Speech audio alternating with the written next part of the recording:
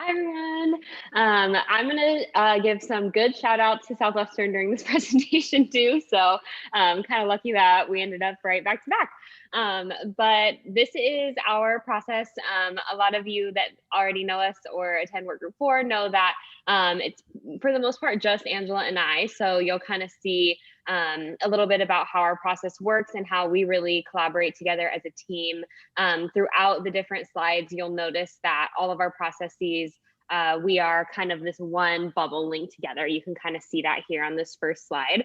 So we didn't separate our process between work-based learning and JPCM, but instead it was just impossible to do that. Everything we do essentially is together. So this kind of shows the couple of things that we do separately. So over here on the work-based learning side, I'm Macy, the work-based learning coordinator, by the way, if I don't already know you. But for the most part, the only things that I do kind of solo are SG21. I've been working with IT a lot. We're trying to build something into self-service, a Lucian colleague, for the future, to have faculty mandatorily report data as they're entering grades and doing all of that. That's the game plan for hopeful future SG21 reporting. So that's kind of my baby. The work-based learning certificate program. I can't emphasize enough how absolutely brilliant Southwestern's certificate program is. The sustainability of the way that they built it out is just, my mind was blown going through the certificate program. I'm also an adjunct at Southwestern, for those of you that don't know that. So I was lucky enough to be in that first cohort and just learned so much from all the other faculty. One key thing that they do as part of the certificate program is the faculty create their work-based learning assignments, and then if they want, they can upload them to Canvas Commons, which is just so brilliant because not only will they have the Canvas Commons assignments that they are creating as a department and their work-based learning coordinators create, but all of their faculty that are building these assignments in their certificate program they'll just have a whole array, like a collage of work-based learning assignments from all sorts of faculty across disciplines, across campus, that can be shared. So that's something that we're gonna incorporate. We're gonna start our first certificate program, is gonna pilot beginning in February. A key piece to that is that I'm gonna not give them the stipends. Part of the MOU is going to be that they have to actually do the work-based learning activity in the class that they create and send in the data. So I'm really excited to see how that kind of immediately embeds into the coursework because faculty will have to do it that way in order to get the stipend. So hopefully that goes really well. I can only hope that our certificate program goes even close to as well as Southwestern's did in the fall. So yeah, that's coming. And then I also wrote an internal marketing grant this year. So we have a lot of awesome CE program videos that went out, really talking about the jobs and career readiness skills needed to enter a lot of our career education programs and careers. Angela, do you want to do JPCM? Yeah, thanks, Macy. So as Macy mentioned, we have merged our processes because what we do overlaps so much. Macy and I pretty much had to build the Career Center from the ground up. So that includes everything from marketing, going into classrooms to promote our services, outside of the classroom, going to meetings, getting on committees. So really, really pushing that, hey, we exist and we are here to serve our students. So I am in charge of our free job board. We use College Central Network. I also support all job-seeking students, and primarily I serve career education students, but of course I serve all students and alumni.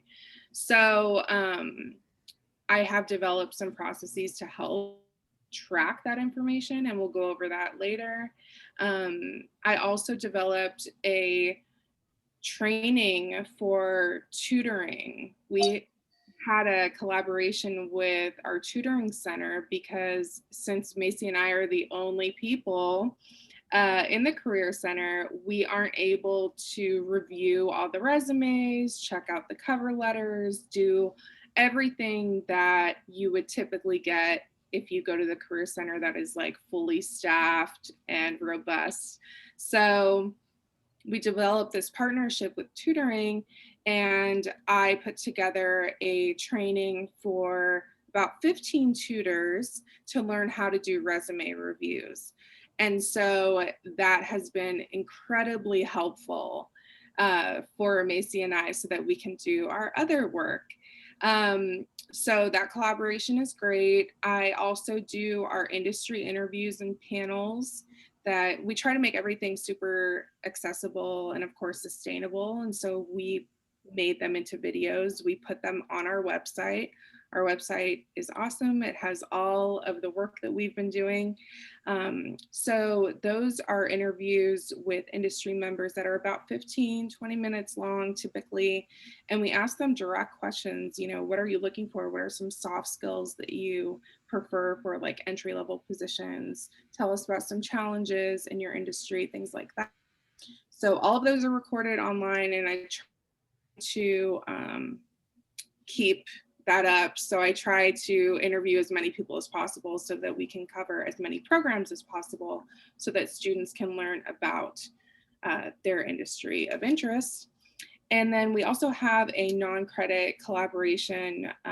So we've partnered with Adult Ed, and we basically evaluated what programs overlap and how we can partner and bring employers to our students.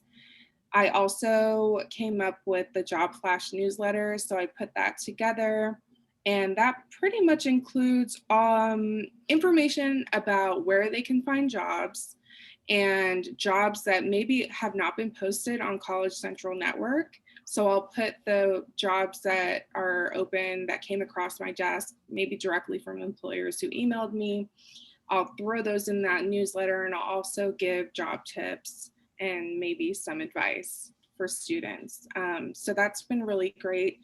I also came up with the resource packets. So when we kind of like inherited the empty Career Center, they had some outdated packets. And so I put together resources for students, like how to build a resume and cover letter, how to develop your elevator pitch, interview skills, job search strategies, and even wage negotiations. So what we're trying to do is put those packets on our website right now so that students can have access to that at any time. Oh, and then all the career service responsibilities fall on us, and the referral process is between Macy and myself. So I just wanted to throw that in there too. And then Macy's going to go over our overlapping duties here. So starting with faculty over here on the left, we both work with faculty a lot. Of course, my role is supposed to be a little bit more working kind of primarily with faculty, but again, yeah, we kind of do it all. We both do all the things. We do a lot with student services, of course. We work with counseling. We do have, we're hoping to get a full-time career counselor at some point. We did have one that was kind of working as a career counselor for a little bit there. So hopefully we'll have that position back in the future. But we do have a counselor that used to be in the Career Center that would do assessments and that kind of thing with students. We still, she also goes in and checks our Career Center Gmail. So she'll go in and respond to students who specifically need like assessments and those sort of counseling services. So we do work with faculty to do things like that. We also partner with the different categorical programs. So we've done like presentations and like financial literacy workshops and career resume workshops for different student groups across campus as well. So that's an awesome way that we've been able to collaborate with student services. We present at SLAT, at ILAT. We're kind of just interwoven into the campus as far as being in a lot of different committees and guided pathways, all of that kind of stuff. We do a lot of outreach. We do have a lot of different videos and stuff that are out for both faculty and students to share about our services. I know we've mentioned this a few times, but when we got there, when we first started a year and a half ago, I guess now, there really wasn't a career center or any space where students could just go and get that type of support. So it's been awesome to be able to, we were in the career center, we had just finished building it, and we were there for like 2 days before we got sent home for the pandemic. So we're really excited to have that space in the middle of campus, and to be able to do a lot of outreach in that central office, in a central place on campus. But we've been really lucky to have a lot of support on our campus in order to do all of those awesome things.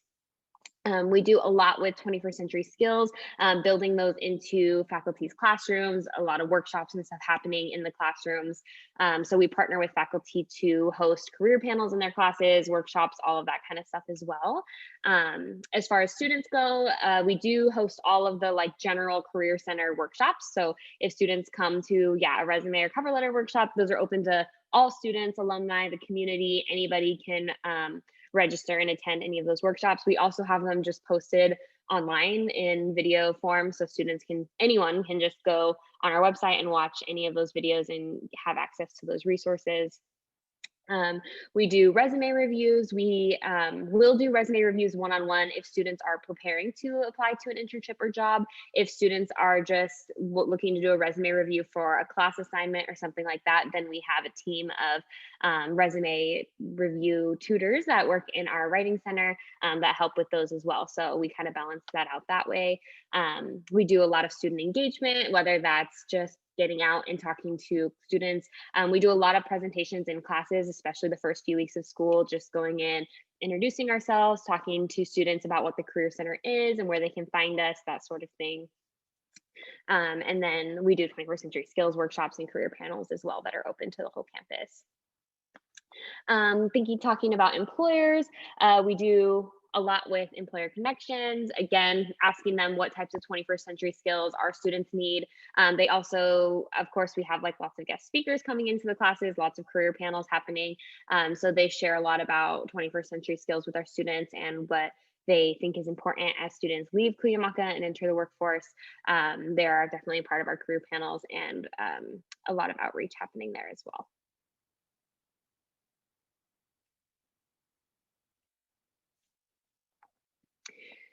So this is our student experience map. So the little gold diamonds are where we collect data. So we collect data in a few different ways. We are really working to get everything into SARS is kind of our primary data tracking system at this point for students until we hopefully get the SG21 system up and running in self-service. But for now, SARS is kind of our key tracking system. So students complete the intake form. That would be the first step. So whether a student comes into the Career Center or emails the Career Center or emails Angela or I directly, or if they come up to us during class or come up to us on campus, however we originally interact with them, we will then direct them to the intake form. Once we have the intake form complete, that's already a data collection point right there. And then depending on whether they already have a clear career goal or path in mind or need to explore careers, we kind of have different paths for those. So if they still need to explore careers, they're undecided, they're undeclared, or they're just not sure about the path that they're on, then we have a few different resources. Career counseling is an area where we do refer them to counselors on our campus if they're looking to do like an MBTI assessment or some sort of career assessment like that. If they're looking to do career research, a lot of our counselors will sit down with them and do a full 1 hour long appointment and talk to them about their career goals and that sort of thing. We're also in the process, this is kind of more of a future goal, but we're in the process of developing a Canvas shell right now that will just be full of career research resources and just tons of different information on like how to do an informational interview. Work-based learning assignments will be in there, lots of different links and resources and worksheets for them to complete that might help them to do some career research on their own and figure out how to be prepared to enter the workforce and learn a little bit more about the different careers that they might be interested in. And then, of course, we have work-based learning activities. So we have typically career panels going on all semester long. So whether that's been virtual more recently or before we had them, of course, in person in our large halls in our I building. So we had career panels that were both specific to like each of our career education programs, but we also had career panels that were a bit more diverse as far as a range of careers. So, for example, we were just in the process of putting together a huge humanities panel with different employers and professionals from all different fields within that meta major or ACP. And of course, then the pandemic hit and a lot of that stuff kind of got shifted, but we do hold both the career panels that are discipline specific and that are a bit more general for students who are exploring. We also do tons of informational interviews on our campus. We have those assignments in our campus commons. We're also working really hard to incorporate that into a lot more of our area EGE classes and that sort of thing, hopefully with the certificate program as well. And then we have the career fairs that take place on our campus as well. And all of those, we would collect data and enter all of those student ID numbers into SARS as we work with students. Then hopefully once they make it through that, then they will have a clear career goal. So we'll go over to the left side of the screen. If students do have a career goal, then depending on whether or not they already have a job or internship in the field of interest, then we would just ask them what types of support they're looking for and go from there. If they still need a job or internship in the field of interest, then we would ask them if they're prepared to start applying for jobs. So whether or not they're confident in the resume that they have, or if they need support. If they do need support, then we have resume workshops, of course, online, and we have them typically in person throughout the semester or live on Zoom throughout the semester. We have the workshop, the resume tutors in the writing center. So through all those different resources, hopefully students will get to where they have a confident resume. And then once they feel good about their resume, then we, Angela or I, will meet with them individually to do a resume review and to share job and internship resources, job search, all of that kind of stuff. And then if a student does get an interview, then we would do a mock interview with them and make sure they feel prepared. If they don't get an interview, then we would go back to sharing job search internships and resources, sending them links to different jobs that are open, all of that kind of stuff. And then hopefully they'll get hired, and then we would have them complete the tracking and SG21 survey, and all of that would be entered into SARS and hopefully in the future self-service or call. I just wanted to give a little shout out to Miramar too. I met with Alex a while back, and he really helped me develop that student intake form. Learning his process was a game changer for me. And that job placement student intake form, it asks everything we need to know from their name, pronouns, student ID. We can gather all of their information for data purposes and then get it through SARS. Everything's input in SARS. And I also even ask, potential obstacles, if they have a license or in need of a vehicle. If they don't have a vehicle, that definitely affects what we can do. And I act as an investigator to try to find the best opportunity for them. So I just wanted to give a little shout out to Miramar and Alex for that. And I really appreciate your help. More than happy to be a help. Thanks. All right, this one's me again, sorry. So next we have our faculty. So if faculty want support with work-based learning or with any sort of advisory boards, career, anything like that, then typically they will reach out to us. We did used to have a Google form embedded into our website for faculty to complete, but nobody ever used it. So we just kind of decided to stick to email. That seems to be what our faculty like and respond best to. So at this point, faculty email us if they need anything, or reach out to us on campus, and then we'll email them if we see them face-to-face in pre-pandemic life. So basically, they can email the Career Center or either of us, and then we also do tons of outreach on campus. I know I already kind of talked about that, but we're involved in a lot of the different committees that take place on campus. We just kind of show up and do little presentations here and there throughout the semester. We do presentations during Flex Week. We now are going to have the certificate program. So those are a lot of different ways that we're reaching out to faculty and trying to pull them in. Of course, there's a lot of word of mouth also that happens with faculty, where we start working with certain faculty and then kind of spreads like wildfire. So we've had a really positive experience thus far with our faculty really wanting to engage with us and to be really excited to invite us into their classrooms. We're constantly going and doing workshops in faculty classes, hosting career panels, all that kind of stuff. So we haven't had too many hiccups, I wouldn't say, with struggling to involve or engage our faculty on our campus. And then Angela also does a lot with the advisory board and the committee meetings. So working with faculty to further develop those and bring in more employers and new professionals as well. So if faculty do not know the type of opportunity they want to embed, then we will partner with them to discuss potential opportunities and ideas to incorporate work-based learning. I think the certificate program is going to be huge in that. And again, like having our own faculty developing those assignments and then posting them into their Canvas Commons, hopefully in the future will really create a sustainable way for our faculty to be able to get new ideas and just incorporate those new assignments right into their curriculum. If I wasn't potentially in this role on our campus in the future, I think that there would be a ton of resources, hopefully, because of the certificate program. So again, shout out to Southwestern. That was just brilliant, super brilliant. If our faculty do know the opportunity that they want to embed, then they either usually have contacts already or different professionals in mind that they want to invite, or they do not. If they don't, then we'll refer them and connect them to different employers.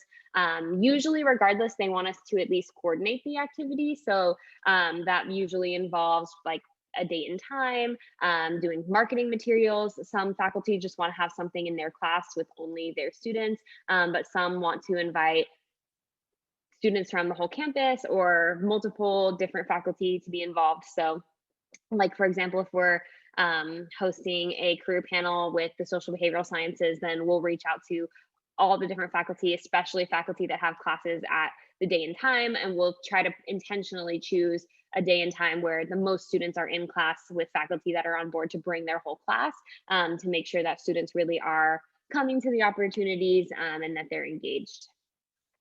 And then we also do a lot of the coordination as far as like setting up the rooms, booking the facilities.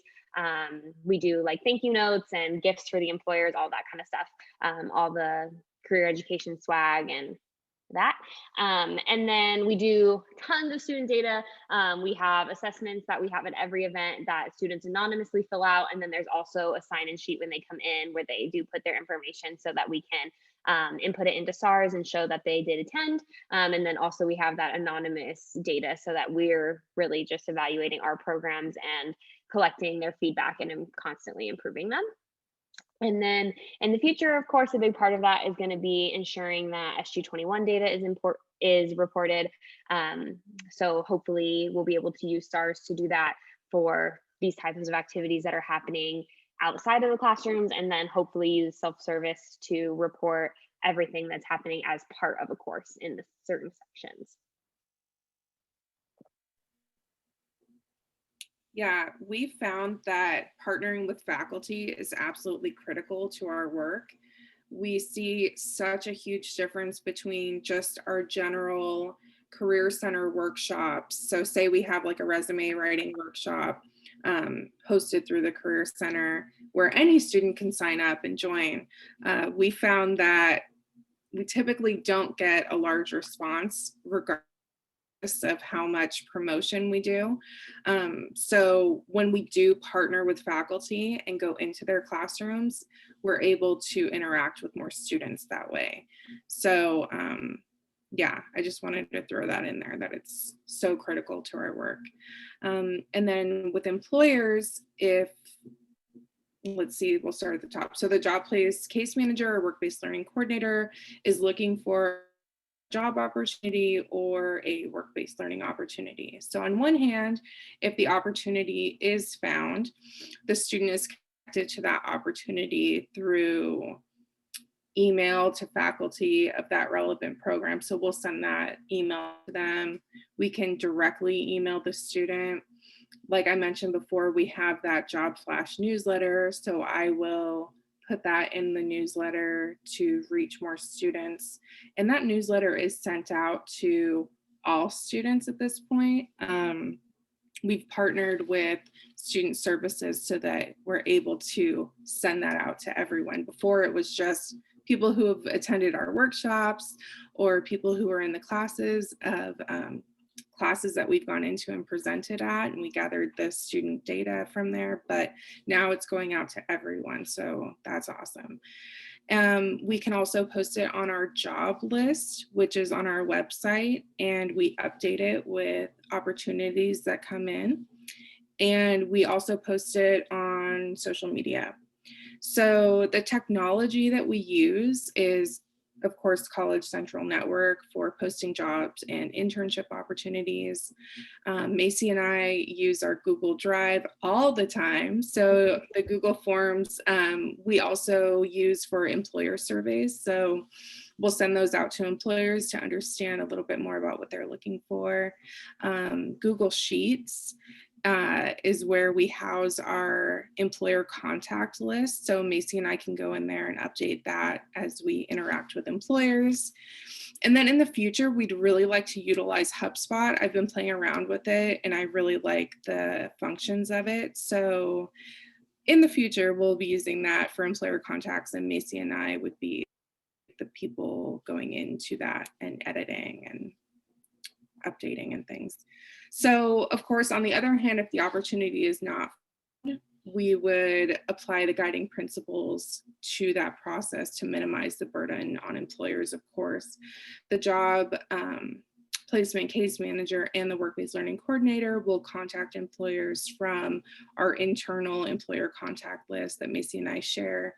I would reach out to regional directors. So I'm working on developing better connections with them, and our recent meeting with them was super helpful, so thank you. And of course, reaching out to faculty and other job placement case managers. So I just mentioned Alex. I've reached out to Sasha, I've reached out to Erica, you know, like, so we just want to make it a communal effort. And of course, again, applying those guiding principles whenever possible. The resources, work-based learning and job opportunities we use would be College Central Network, like I've mentioned, direct emails from recruiters, employer engagement at career fairs, LinkedIn, employer connections and job search, and various job search sites. So that concludes our presentation. Thank you, Macy and Angela. Any questions for the Cuyamaca team?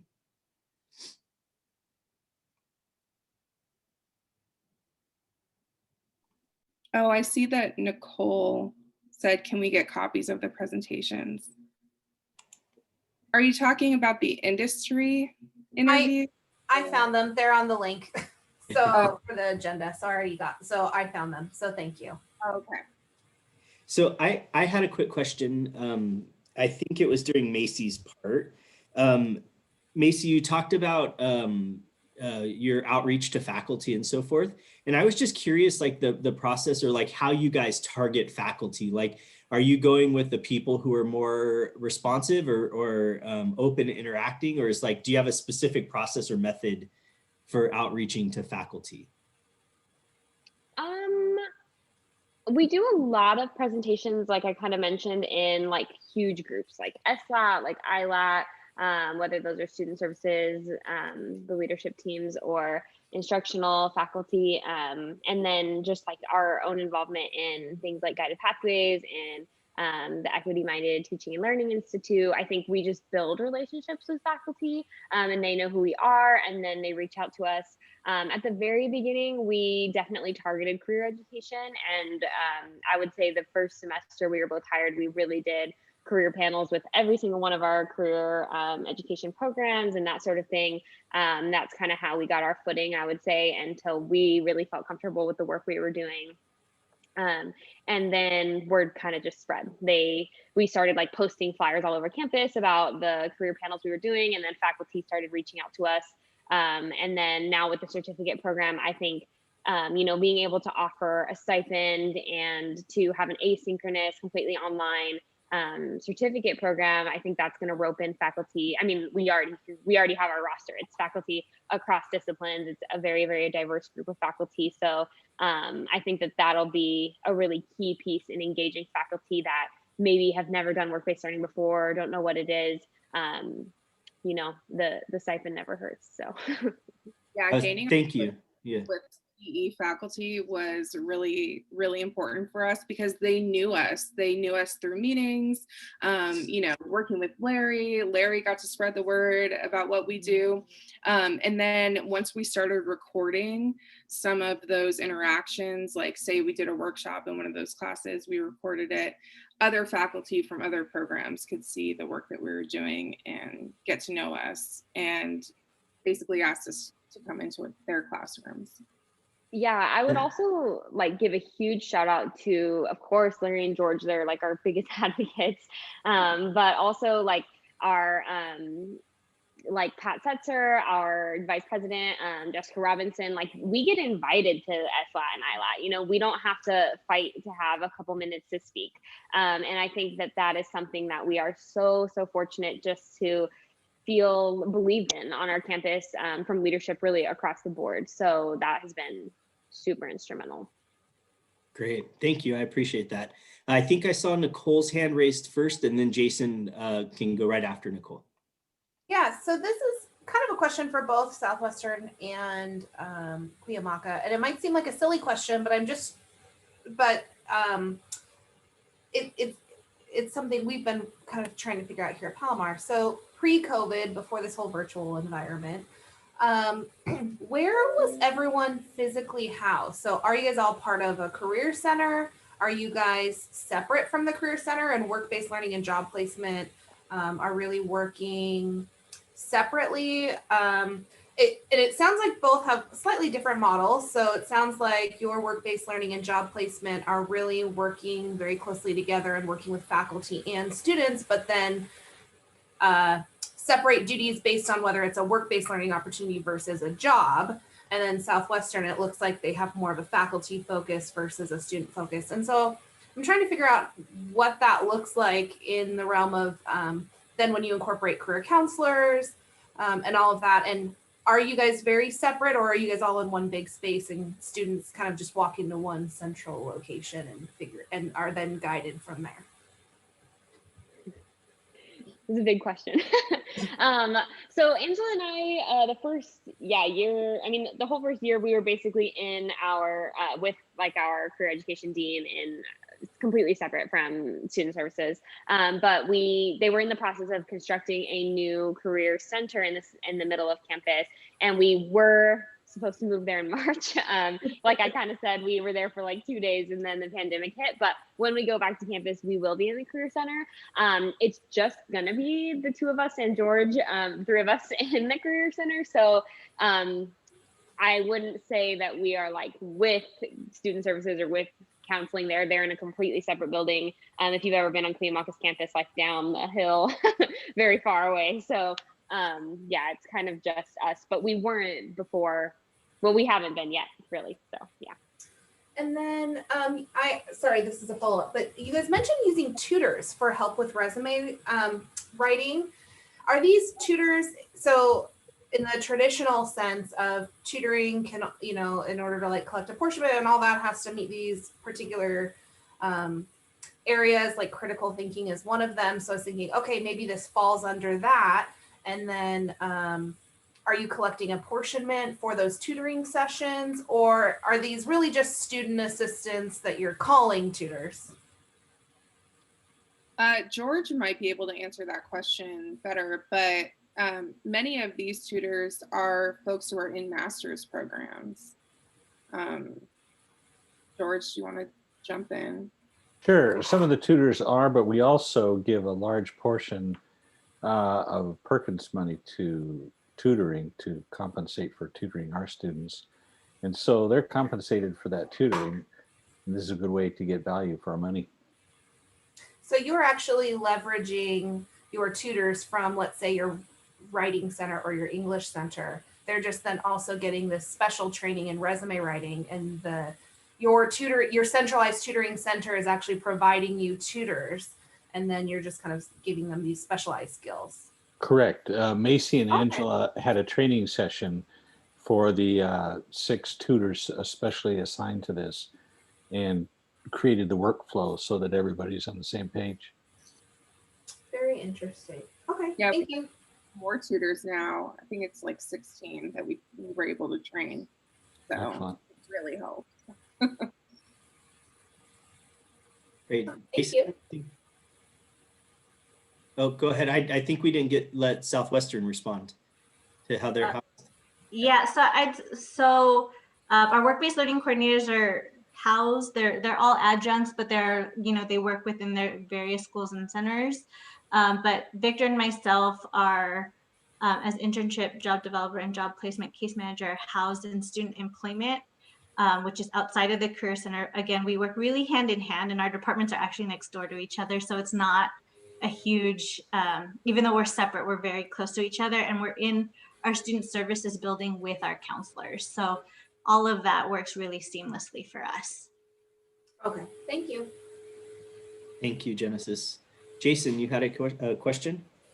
Well, actually, yeah, I was going to ask Cuyamaca about the tutors also. I thought that was a really interesting idea. And, I'm kind of curious, like, how long is the training that you do for the tutors? What types of things do you cover? And then what kinds of feedback have you gotten from both the tutors or from students? The training session was about 2 hours long, just the actual training session, but then I gave them homework, and they worked on, resumes, they reviewed them, and then they sent them back to me, and I reviewed their work. So it was kind of an ongoing process, but the feedback was great. I put together a whole PowerPoint presentation. I'm happy to share it with you. But really well. I'm still checking their work. So before we actually send back the reviewed resume to the students, I'm reviewing each and every resume that comes from the tutors that they've reviewed. So I'm still part of the process, but it's freed up a lot of my time to actually work with job seeking students rather than every single student who is doing a resume. And that could be for a class or just for their personal needs. I love that you guys are doing that, Angela. In a previous role at a university, when I was running career services, we were very understaffed as well. And so I had student employees that I trained to do the same thing. And it was great because I still did that final review, but they were able to pick up all the small mistakes and corrections. So I didn't have to worry about like punctuation and formatting so much as reading the content. And so it definitely helped.